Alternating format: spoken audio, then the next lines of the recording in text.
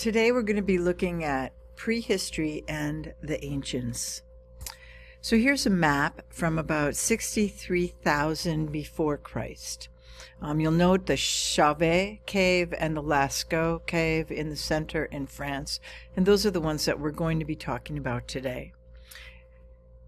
It is impossible to state exactly when Homo sapiens began to create works of art, but famous examples date back to at least 40,000 years before Christ.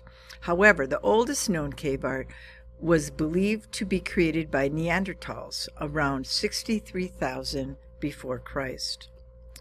Here's an image of the inside of what the Chauvet cave looked like.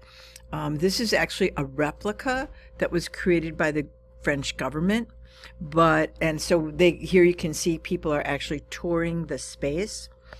So the actual cave, it's called Chauvet Pont d'Arc, and it is in the southeastern part of France.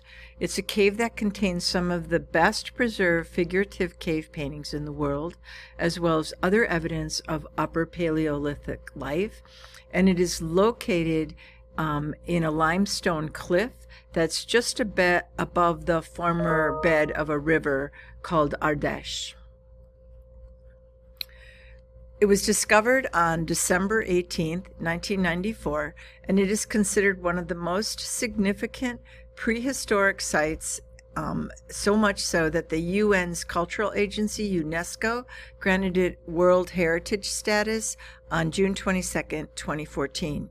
The cave was first explored by a group of 3 speleologists, and at a later date, the group returned to the cave and traveled further into the cave and discovered the Gallery of the Lions and the End Chamber.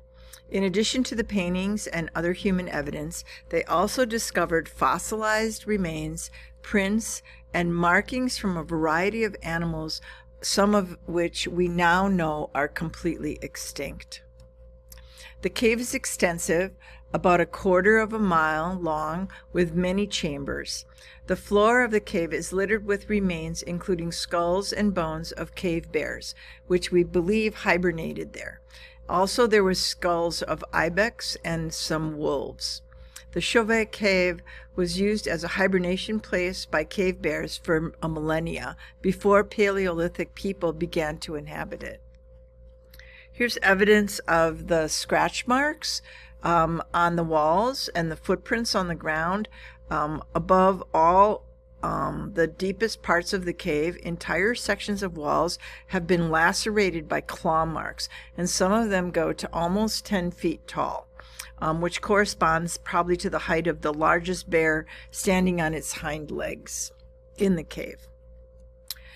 The cave needed to be preserved. So this is the site of the cave, and it needed to be studied, but it's really hard to open these caves up to human, tours and people to be able to just be sightseers, because just their breathing alone creates carbon dioxide, and it gets to a point where it can start to erode the cave walls and the paintings, and they would be lost to history forever. So that wasn't an option. So because of the importance to human history, it is great plans were made to create a replica soon after it was discovered in 1994. Several years and 55 million euros opened up the replica in April of 2015. It is the largest, most detailed replica cave ever made. Every attempt was made to recreate the actual cave, including the calcite covering animal bones scattered on the floor. There is an exhibition building that you can visit before the tour that teaches you about prehistoric animals and prehistoric humans, and the official name of the replica cave is called Gros Chauvet. Since the real cave is almost inaccessible, photographs were used to extensively reproduce it.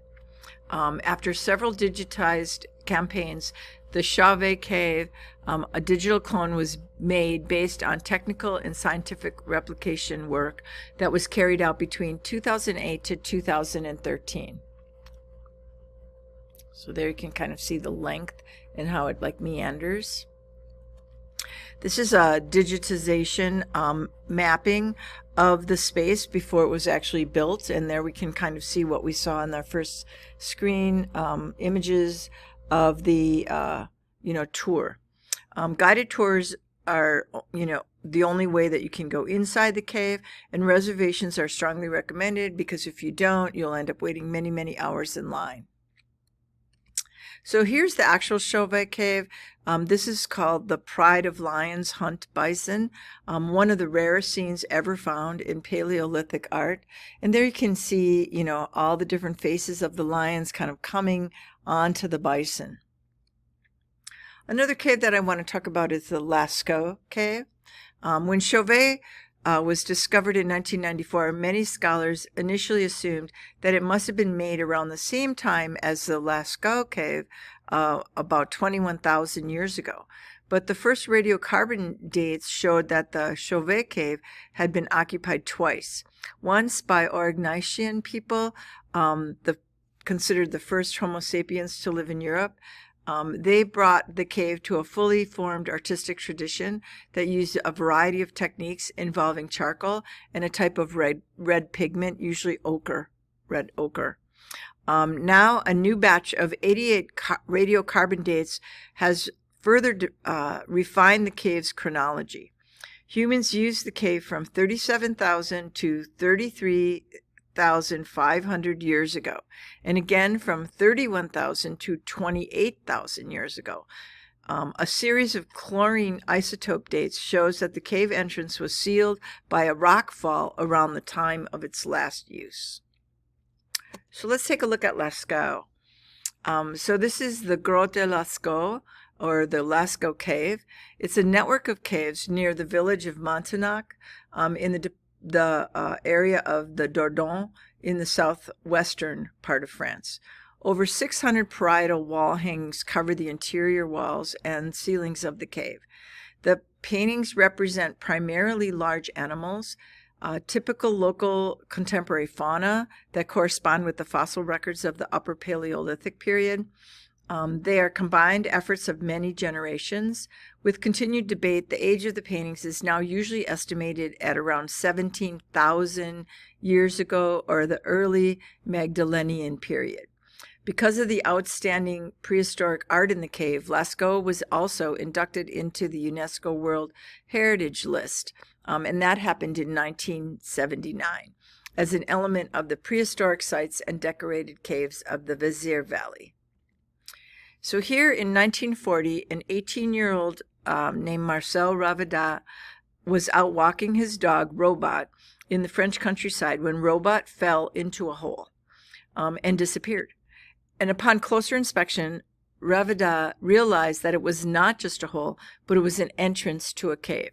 He gathered his friends and some lanterns, and the teenagers went out looking for what they could find in the cave. What they discovered was astonishing. The walls and the ceilings of the cave were covered in hundreds of Paleolithic drawings. These drawings, created with mineral pigments and charcoal, are now known as the Lascaux paintings. The floor formed a succession of terraced basins full of water. The uncertain light of their lamp barely pierced the darkness, and it wasn't until they reached the first narrowing of the passage at the entrance to a keyhole-shaped gallery that the four teenagers made out the first paintings on their wall. The names of the teenagers were Marcel Ravadat, Jacques Marsal, Georges Agnel, and Simon Kosenkas. So here we can see the kind of layout of the Lascaux Cave. And you'll notice that there's like some narrow kind of areas. There's over 6,000 figures. Nearly a fifth of them are animals. The largest of them are aurochs, which are about 5 meters long. So that's pretty big. No wonder the boys who discovered the cave said, "We knew the cave inside out, and yet at every visit we were struck with awe. Almost immediately people wanted to visit, and guided tours proved lucrative for locals who lived near the cave." On July 14th, 1948, Lascaux was formally opened to the public, with archaeological investigations beginning at the same time. By the mid-1950s, there were up to 1,200 visitors a day. Picasso shook his head in wonder. He said, "We have invented nothing new," the artistic innovator said, but the carbon dioxide from his breath and that of all the other visitors and the increased humidity and temperature changes that the humans brought into the caves started to damage the paintings. In some cases, they were beyond restoration, leaving only drawings of the first visitors as a record of what had been done there. This is what's called the Hall of the Bulls. This is a general view of the paintings that are on the ceiling. Now, if you look at the human that's in the picture, you can see how tall, how high these are, and how difficult it would have been to go on the ceiling and draw all of these. Here's another look, and you can kind of see how it's like a narrow passageway, and the whole ceiling is covered in imagery. So this is the axial hall. And so I guess what I'm trying to say to you is that these were not just painted haphazardly. They didn't drag animals down in here to look at them and paint them. They remembered what they looked like, and they made very, very detailed drawings, very exacting drawings of all of these different animals. So that tells us that there's definitely an intelligence working here. This is the running deer in Lascaux. Here's another image.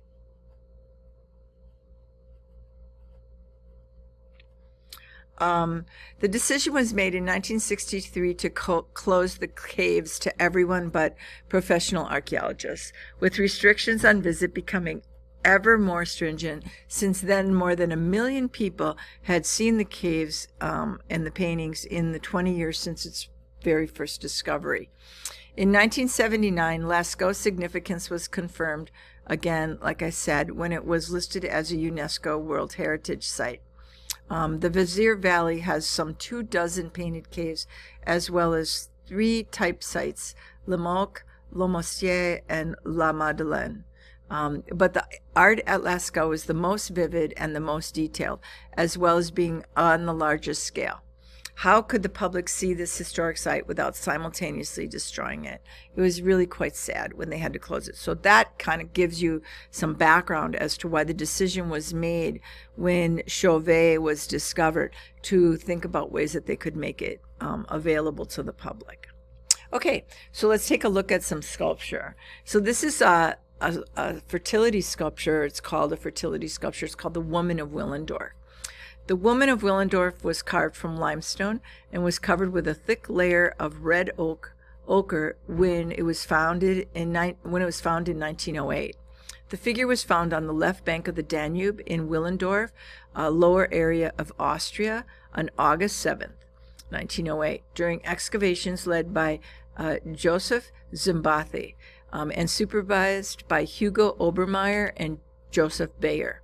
The figure originally was named the Venus of Willendorf, but did have a name change, and we'll discuss a little bit about that. Just to give you an idea of her size, you can see it's a carryable object. So the Venus of Willendorf was changed to the Woman of Willendorf. One effect of the name change, Venus to woman, is to remove her from the immediate identification as a goddess, and to think of her in more mundane and human terms. This demystification allows us to approach the figure more on its own terms, and without the encumbering preconceptions provoked by a name, gives us a better chance of interpreting her meaning.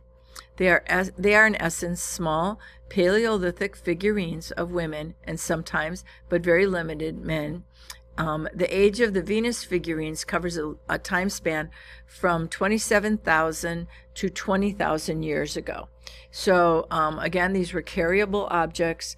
There's very many of them. Notice that there's no face on the image, which I think is interesting. Times were very different in the late 19th and early 20th century when the first of these figurines were discovered.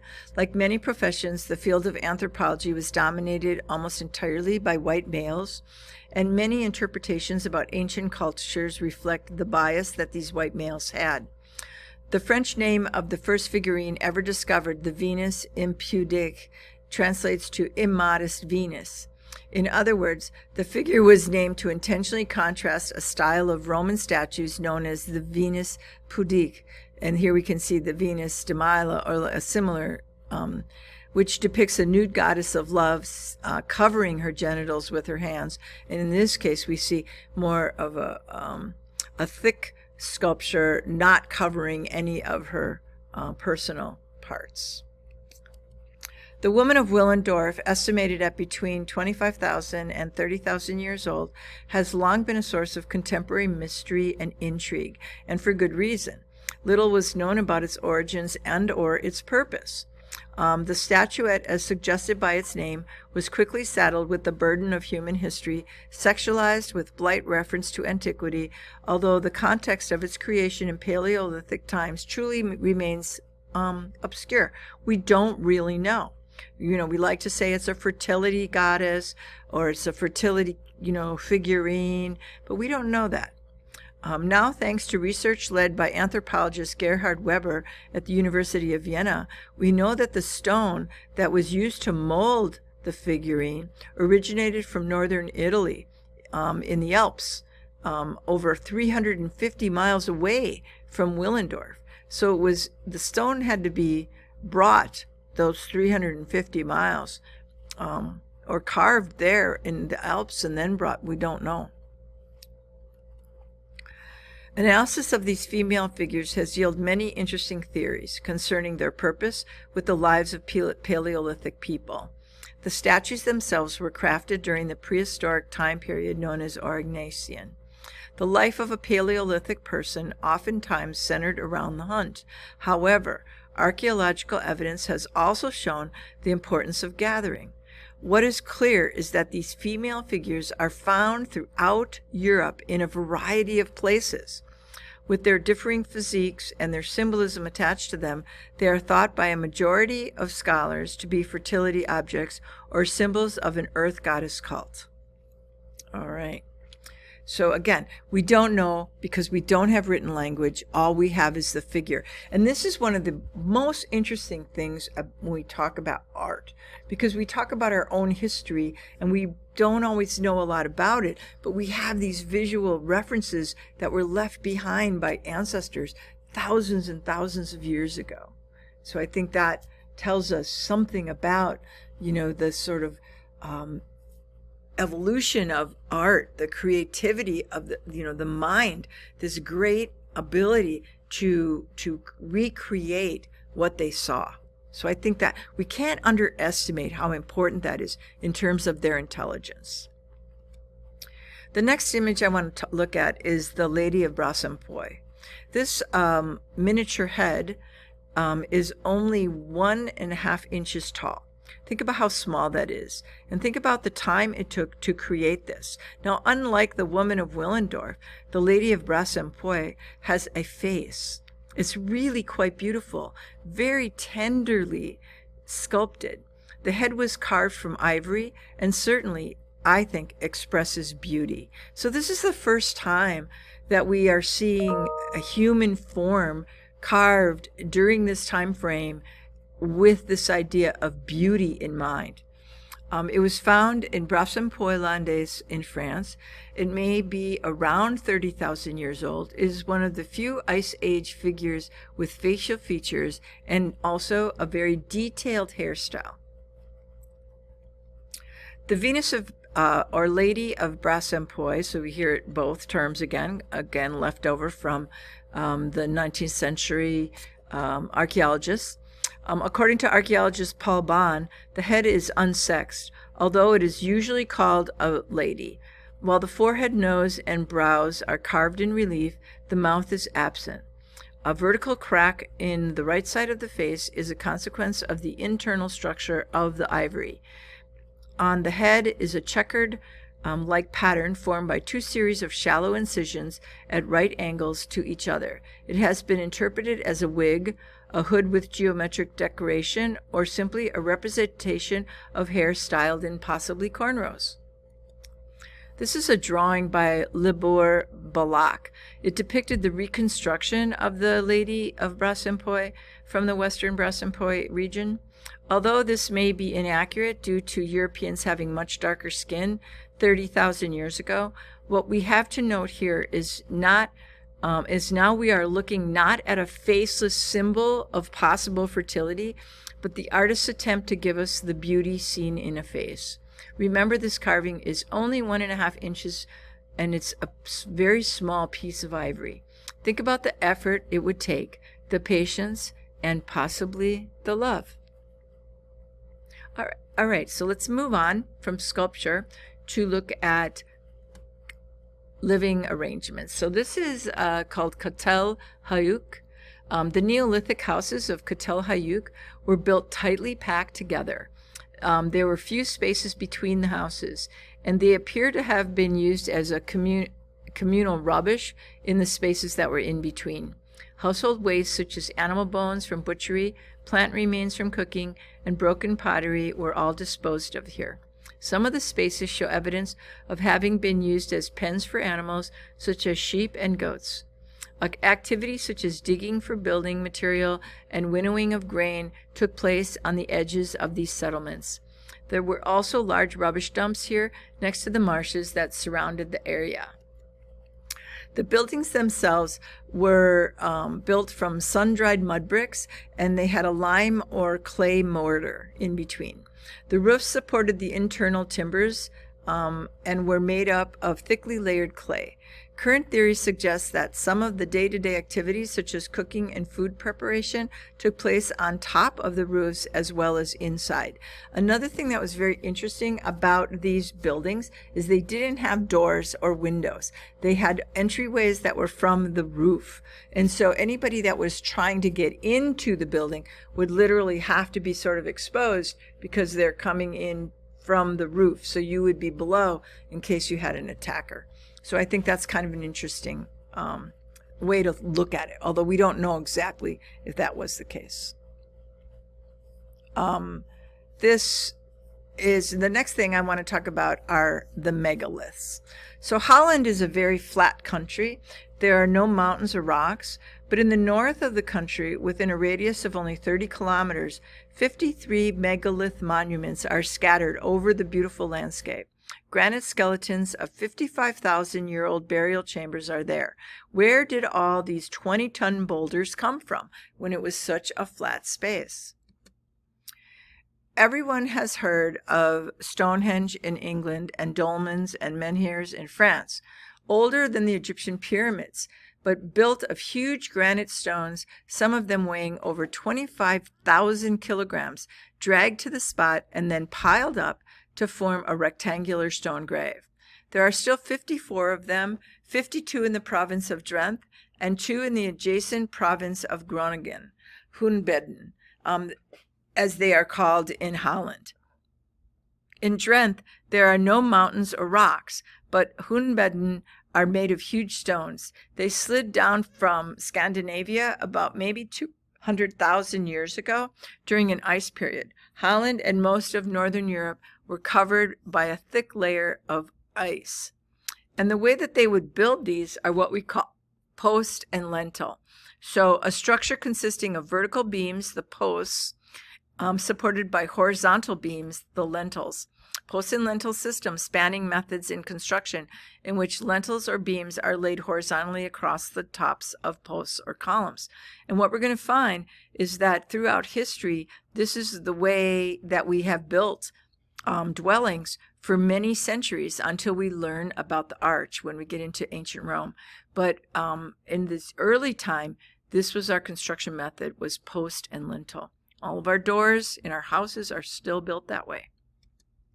So this is Stonehenge, one of the greatest megaliths. The megalith ruin known as Stonehenge stands on an open area of the Salisbury Plain, 2 miles west of the town of Amesbury, Wiltshire, in southern England. It is not a single structure, but consists of a series of earth, timber, and stone structures that were revised and remodeled over a period of more than 1,400 years. In the 1940s and 1950s, Richard Atkinson proposed that the construction occurred in 3 separate phases. The earliest portion of the complex dates are approximately 2900 before Christ, or Middle Neolithic. It is comprised of a circular bank ditch and counter-sharp bank of about 330 feet in diameter. Just inside the earth bank is a circle of 56 aubrey holes that held wooden posts. After 2900 before Christ, and for approximately the next 500 years, or until 2400 before Christ, post holes indicate timber settings in the center of the monument and at the northeastern entrance. The aubrey holes no longer held posts, but were partially filled with some cremation deposits added to the fill. The numerous post holes indicate timber structures, but no clear pattern or configurations are discernible that would suggest their shape, form, or their function. During Phase 3, the monument underwent a complicated sequence of setting very large stones. The first stone setting comprised a series of what are known as blue stones, placed in what are known as the Q and the R holes. These were subsequently dismantled, and a circle of sarsen and a horseshoe-shaped arrangement of triathlons were erected.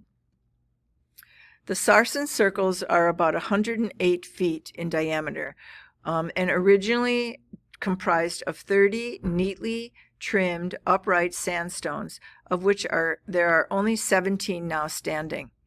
The stones are evenly spaced approximately 1 to 1 1/4 meters apart and stand an average of 13 feet tall above the ground. They are about 6.5 feet wide and 3 feet thick and taper towards the top. They originally supported sarsen lentils, forming a continuous circle around the top. Each lentil block has been shaped to curve the circle. The average length of the lentils are 3.2 meters, and the lentils were fitted end to end using tongue and groove joints and fitted at the top. The sarsen circle with its lentils is perhaps one of the most remarkable features of Stonehenge in its design and its precision stonework and its engineering. Already in the 18th century, William Stukeley had noticed that the horseshoe of different triathlons and horseshoe of 19 blue stones at the Stonehenge opened up in the direction of the midsummer sunrise.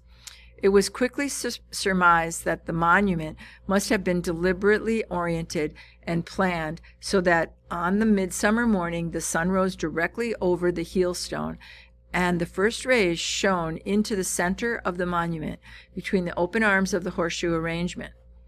It was quickly believed that this was deliberate and that it was some sort of a calendar to talk about the moon and the sun, rising and setting. The alignment also made it clear that whoever built Stonehenge had precise astronomical knowledge of the path of the sun, and moreover must have known before construction precisely where the sun would rise at dawn on a midsummer morning while standing on the future site of the monument. For the archaeologists and astronomist, the Aubrey holes served as fixed reference points along the circle, and their number was essential to astronomical calculations.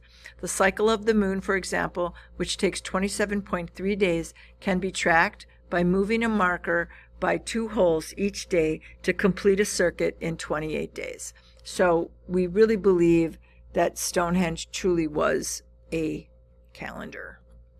First in France and in the 16th century, and then in England, the ancient Celts, or the Gauls as they were known in France, and the Druids were claimed as historical ancestors.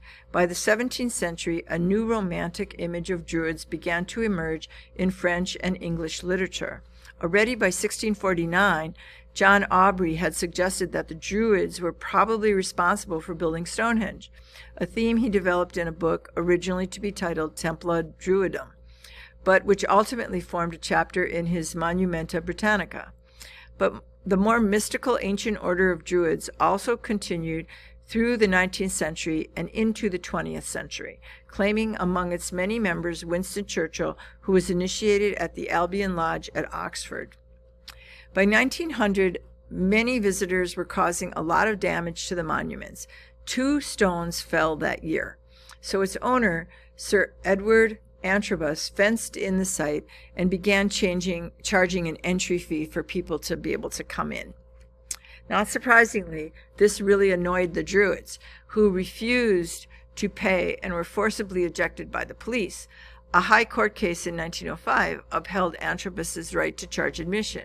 A photograph on the left from 1905 shows that despite the entry fee, the ceremonies that year were nonetheless well attended. So many people came. And there we can see them trying to do some repairs and trying to figure out how to get these stones back up there. And they have all this block and tackle and these, heavy lifting equipment. And so it really makes you wonder how the ancients did it. So this was a start of a sequence of campaigns to conserve and restore Stonehenge. The last stones were consolidated in 1964. The monument remains in private ownership until 1918, when Cecil Chubb, a local man who purchased Stonehenge from the Antrobus family at an auction 3 years previously, gave it to the nation, gave it to England. Thereafter, the duty to conserve the monument fell to the state. Today, a role performed on its behalf by English Heritage.